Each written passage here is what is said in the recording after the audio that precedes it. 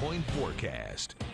Thanks for getting your forecast right here on KOB.com. Boy, this storm did a lot of good, especially in resort areas like Red River. We got 22 inches reported near Red River, but in Los Alamos, almost over a foot there, or actually 1 inch over a foot. Sandia Park at almost a foot, and 10 inches at Chama. Santa Fe did very respectable at 8 inches worth of snow. In Portales, 7.5 inches. Tucumcari, 3 inches. And here in the Albuquerque Metro, yeah, we saw a little bit of snow, but not all that much, just under 2 inches of snow. So there will be a winter storm warning in place until very early Monday morning. That is for the areas you see shaded here in pink.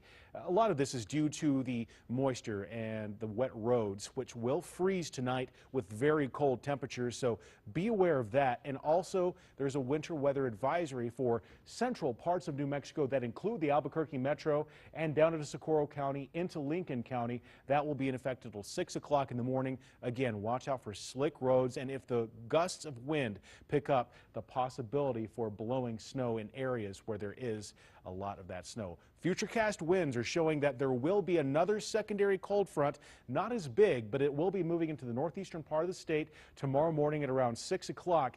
And as it moves in, we're talking gusts up to about 40 miles per hour.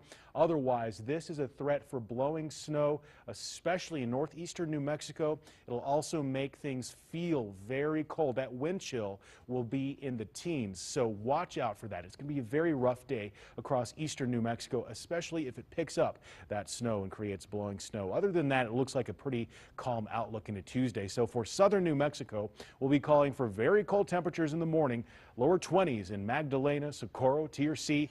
Lordsburg will start out at 25 degrees, and then we'll have warmer highs. 42 for your high in Silver City, around 46 degrees for Tiercy, 41 for Alamogordo.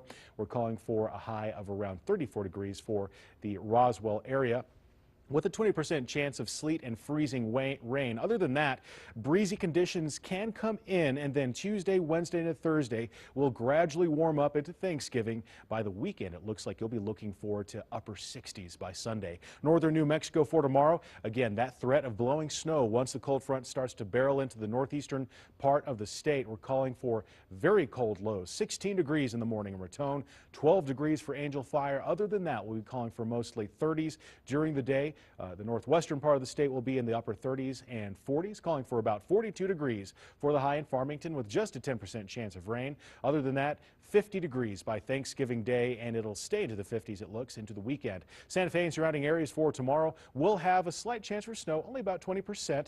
Otherwise, highs in the 30s, about 40 degrees for the Espanola area, 33 for the high in the capital city.